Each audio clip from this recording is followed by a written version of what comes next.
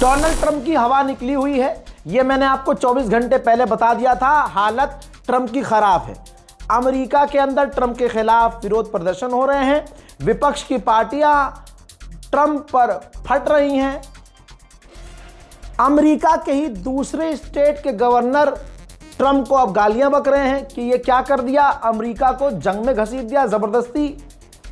और middle east में जो अरब देश हैं, अरब एलाइज, उनको भी दिक्कत हो रही है, वो भी नाराज है अमेरिका से।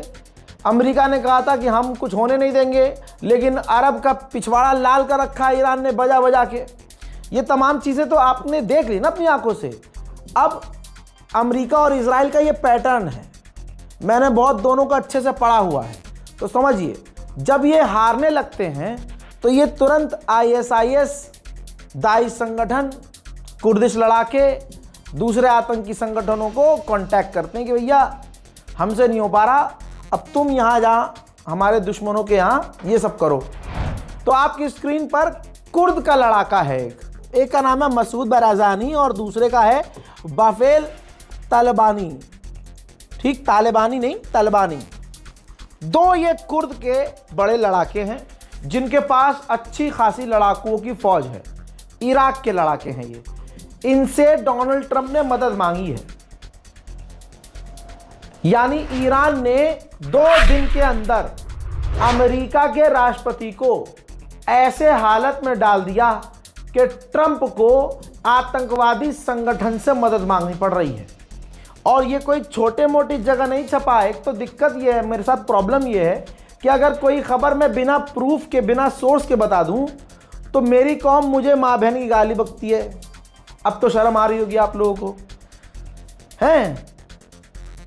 और अगर प्रूफ दे दूं तो कहते हैं ले इसमें कौन सी नई बात है भाई, अब तो छप गई खबर।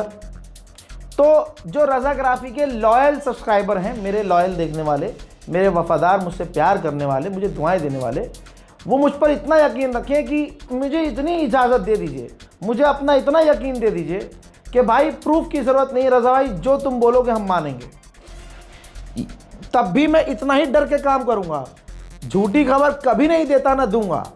बस एक बार आप अलाउ कर दीजिए, मैं आपको ज़माने से 2 दिन आगे रखूँगा कि ये होने वाला है, ये होगा और ये देख लेना। बस इतनी सी आपसे मेरी रिक्वेस्ट है। और कम से कम अगर प्रूफ दिखा रहा हूँ, कोई प्रूफ दिखा रहा हूँ तो मानिए उसको। ऐसे बहुत सारे क्रिएटर्स हैं, बहुत सारे रीलबाज हैं और बहुत सारे यूट्यूबर्स हैं जो हमारा ही सोर्स, हमारी वीडियो देख के फट से अपनी वीडियो बना रहे हैं, लेकिन उसमें 4 बातें अपनी ऐड कर दे रहे हैं। इसलिए गुजारिश है, जितना मैं बोल रहा हूँ उतनी ही बातों को माना जाए। देखिए, तुर्की के विदेश मंत्री ने कह दिया है कि ये क्लियर है कि ईरान की रिजीम नहीं गिरी, नहीं गिर सकती। दोनों बात कही है, न गिरी है न गिर सकती है, ये दिख गया है। अब तुर्की के विदेश मंत्री ने यह भी कहा, बहुत सारी चीजें नजर आ रही हैं जिसमें हम देख रहे हैं कि अरब देश रिटेलिएट कर रहे हैं। बड़ी बात है, अरब देश रिटेलिएट मतलब अरब देश ईरान पर पलटवार कर रहे हैं। और तुर्की के विदेश मंत्री ने कहा कि वो हम देख रहे हैं और हमें पता है कि कई सारे देश पलटकर जवाबी कार्रवाई कर रहे हैं, लेकिन वो चालाक इतने हैं कि ऐलान नहीं कर रहे हैं कि हम ईरान पर जवाबी कार्रवाई या पलटवार कर रहे हैं। तो आप समझ सकते हैं, ईरान अकेला एक तरह से पूरी दुनिया से लड़ रहा है। उसे पता है कि मैं शहीद हो जाऊंगा, उसे पता है कि मैं शायद मार डाला जाऊंगा, लेकिन ईरान को पता है कि यही यजीद ने सोचा था, यही यजीद ने सोचा था कि हुसैन खत्म हो जाएगा तो दीन खत्म हो जाएगा। तो आज भी वही यजीद की औलादें सोच रही हैं कि ईरान मिट जाएगा, ईरान के लोग मारे जाएंगे, ईरान का लीडर मिट जाएगा, खत्म हो जाएगा, तो ईरान का नाम लेने वाला कोई नहीं होगा। लेकिन आज जिस तरह से उस दौर के बादशाह यजीद का नाम लेने वाला कोई नहीं और हर घर में अब सिर्फ हुसैन का नाम लेने वाला है, ऐसे ही एक दिन देखिएगा ईरान के सुप्रीम लीडर को याद रखने वाले होंगे।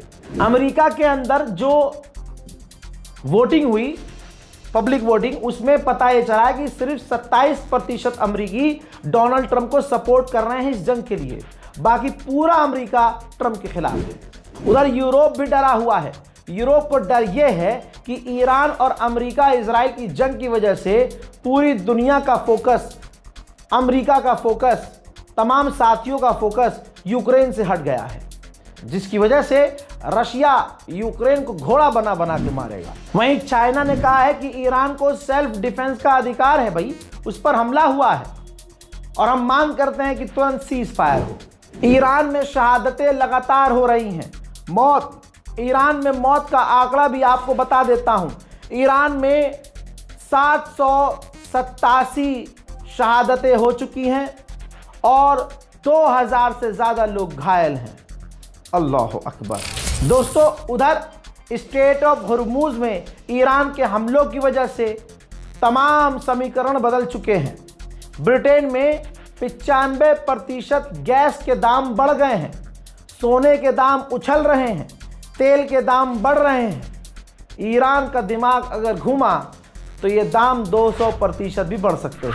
दोस्तों, मैंने कल बताया था, बल्कि सुबह बताया था, इंस्टाग्राम पर अपने, मेरे इस इंस्टाग्राम को फॉलो कर लीजिएगा, क्योंकि छोटी छोटी वीडियो मैं वहाँ डाल देता हूँ फटाक से। जो लोग यूट्यूब पर नहीं आ रहे हैं उनके लिए छोटी छोटी जानकारी मैं 24 घंटे में 1-2 वीडियो में यहाँ पोस्ट कर देता हूँ। तो मैंने सुबह बताया था कि सऊदी अरब पर हमला हुआ, एम्बेसी पर हमला हुआ। उसका रिजल्ट ये है कि अब सऊदी अरब के अंदर अमेरिका ने अपनी एम्बेसी में तमाम सर्विसेज को बंद कर दिया है और अमेरिकी छुपते फिर रहे हैं सऊदी अरब में। वहीं इराक में भी यही हाल है अमेरिका का। अमेरिकी एम्बेसी जो इराक में है, वहाँ एम्बेसी में काम करने वाले अमेरिकी एम्प्लॉयज से कहा गया है कि जितनी जल्दी हो सके इराक से बाहर निकल जाओ। मोहतरम हजरात, कम से कम ये 35वां ड्रोन है। तस्वीर आपके सामने, अमेरिका का MQ-9 ईरान ने एक बार फिर से मार गिराया है। कौन कह रहा है कि ईरान की मिसाइलें इजराइल में नहीं गिरी? जरा इस मंजर को देख लीजिए। ये मंजर इजराइल क़यामत तक याद रखेगा। जब ईरान की खैबर मिसाइल इजराइल की ज़मीन से टकराई तो कम से कम 21 फुट गहरा गड्ढा बताया जा रहा हुआ है और रेडियस काफ़ी ज़्यादा है। अमेरिका और इजराइल के एयर डिफेंस सिस्टम इजराइल और मिडिल ईस्ट में फेल होते हुए नजर आए हैं।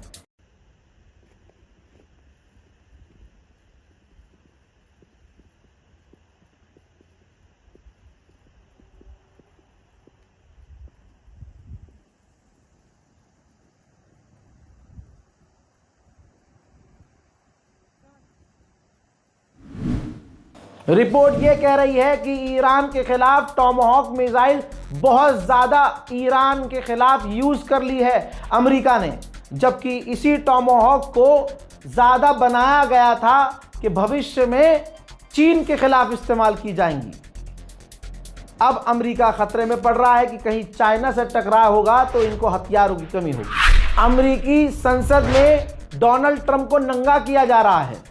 सांसद कह रहे हैं कि हम थक चुके हैं एक लंबी जंग से, और ये जंग अमेरिकी की है ही नहीं, अमेरिकियों की जंग नहीं है, ट्रंप ने जबरदस्ती फैलाई है। ईरान ने हैदर का नाम लेके ऐसी तलवार चलाई है कि अब आप ध्यान दीजिए, मिडिल ईस्ट से अमेरिका धीरे धीरे गायब हो रहा है।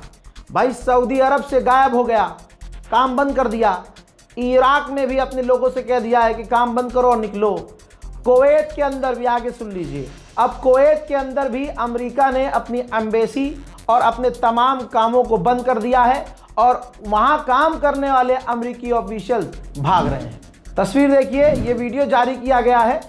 अमेरिका ने कहा है कि हमने इराक के अंदर ईरान के ड्रोन को इंटरसेप्ट किया है। मेरे दोस्तों, फिलहाल ईरान के टेम्परेरी सुप्रीम लीडर जो चुने गए हैं वो चुने गए हैं, लेकिन ईरान ने कहा है कि हम दूसरा अपना ईरान का सुप्रीम लीडर जल्द चुन लेंगे। इसके लिए कोई बहुत लंबा प्रोसेस नहीं होगा। इस जंग की वजह से ऑस्ट्रेलिया के लोग पेट्रोल पंप पर लाइन लगा के खड़े हैं कि फ्यूल ख़त्म ना हो जाए, महंगा ना हो जाए। तो ऑस्ट्रेलिया की सरकार को सफाई देनी पड़ी कि हमारे पास फ्यूल है, आप पैनिक ना हो और पेट्रोल पंप पर लाइन ना लगाएं। मेरे दोस्तों, बहुत सारे अपडेट्स हैं, लेकिन ईरान से खबरें अच्छी नहीं हैं। पहले ही बता दूं, कभी कोई फिर बाजी आकर आपको खुश करके चली जाए, कोई मौलाना आकर खुश करके चले जाएं रील बनाकर कि अब ये होगा, अब ईरान परमाणु बनाएगा, अब ईरान के साथ ऐसा हो गया है तो ईरान ऐसा कर देगा। नहीं नहीं, किसी बाजी के चक्कर में मत आना। बाजी को बोलो बाजी रील में खुश मत कीजिए, असल में जो हुआ है वो उतना बताइए। ये नहीं कि ईरान अब ये करेगा, भविष्यवाणी मत करो, इससे दिक्कत हो जाती है, आवाम परेशान होती है, गलतफहमी की शिकार हो जाती है कौम। हमारी कौम वैसी इस वक्त बहुत सेंसिटिव है। मोहतरम हजरात, और भी जानकारी आ रही है। फिलहाल के लिए इस रिपोर्ट में इतना ही। इंतज़ार कीजिए मेरे और अपडेट का। तब तक के लिए जय हिंद।